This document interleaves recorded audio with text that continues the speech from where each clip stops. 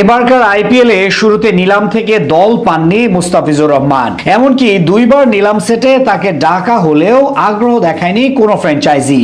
অথচ সবশেষ Indian premier লিগে বল হাতে দারুণ পারফর্ম করেছেন এই ক্রিকেটার। চেন্নাই সুপার কিংসের জার্সিতে মাত্র 9 ম্যাচ খেলেই তুলেছিলেন 14 উইকেট। অনেকেই অনুমান করছিলেন এবারের মৌসুমেও দলটির হয়ে মাঠ মাতাতে পারেন তিনি, কিন্তু সুযোগ থাকার পরও তাকে দলে নেয়নি আইপিএল এর সফলতম ফ্র্যাঞ্চাইজিটি।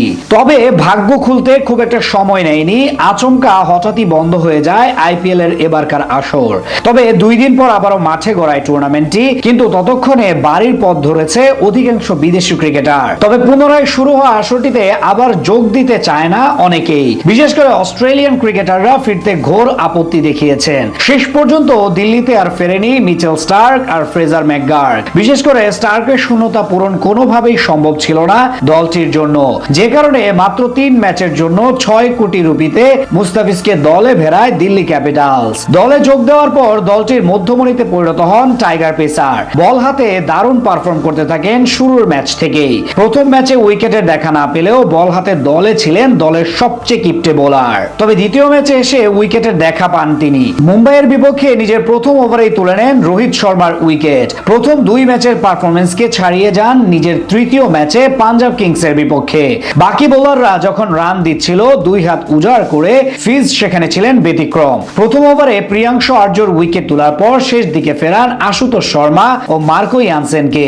শেষ ম্যাচে 4 ওভার বোলিং করে 33 রান খরচায় শিকার করেছেন 3 উইকেট। সব মিলিয়ে 3 ম্যাচ খেলে 7.90 ইকোনমিতে নিয়েছেন 4খানা উইকেট। তবে কেবলমাত্র উইকেট সংখ্যার দিক দিয়ে দিল্লির হয়ে ফিজ কতটা প্রভাব রেখেছেন তা বোঝানো যাবে না। মাত্র 3 ম্যাচে বোলিং এভারেজের দিক দিয়ে সবাইকে ছাড়িয়ে গেছেন কাটার মাস্টার। টুর্নামেন্টে ফিজ বোলিং করেছেন 21.75 এভারেজে, অর্থাৎ প্রতি উইকেট পেতে এই রান খরচ করেছেন তিনি।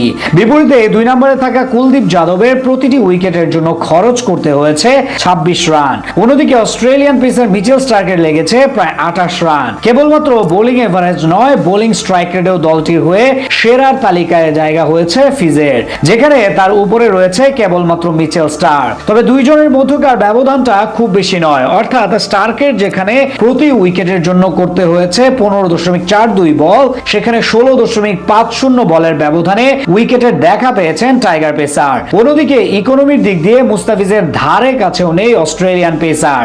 আইপিএল এ এবারের আসরে 11 ম্যাচ খেলে 10.16 ইকোনমিতে বোলিং করেছেন স্টার্ক, বিপরীতে ফিজের ইকোনমি 7.91। তবে দলটির হয়ে সেরা ইকোনমি কুলদীপ যাদবের।